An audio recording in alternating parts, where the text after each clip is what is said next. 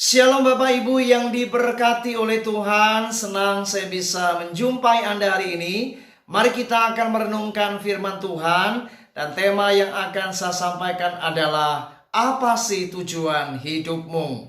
Mari kita akan melihat di dalam Filipi pasal yang pertama ayat yang ke-21. Karena bagiku hidup adalah Kristus dan mati adalah keuntungan.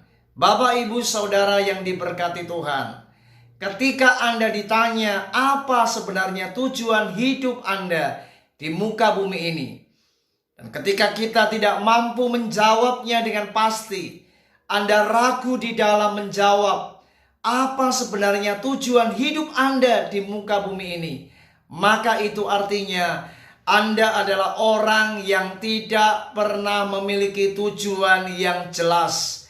Anda adalah orang yang tidak pasti memiliki apa yang namanya tujuan di muka bumi ini.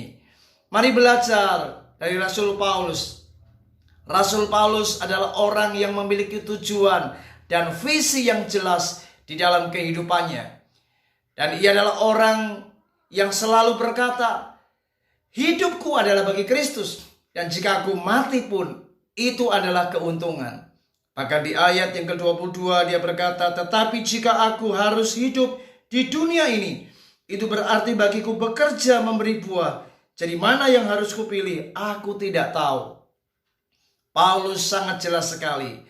Ketika ia hidup di muka bumi ini, dia akan bekerja dengan penuh semangat untuk memberi buah. Hidupnya akan dia arahkan untuk menjadi berkat bagi banyak orang.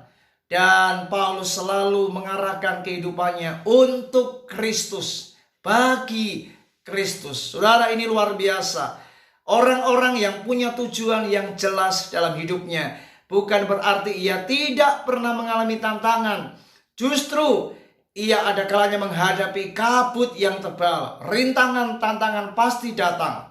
Tapi orang-orang yang punya tujuan hidup yang jelas, ia tidak akan pernah mundur. Ia punya tekad dan semangat untuk menghadapi apapun demi mencapai apa yang menjadi tujuan hidupnya. Saya berdoa biarlah di hari ini kita adalah orang-orang yang punya tujuan.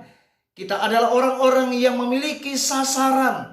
Kita adalah orang-orang yang memiliki sebuah visi yang jelas di dalam kehidupan kita. Sebagai Rasul Paulus, dia di dalam panggilan hidupnya melayani Tuhan, dia sangat jelas. Hidup adalah Kristus dan mati adalah keuntungan.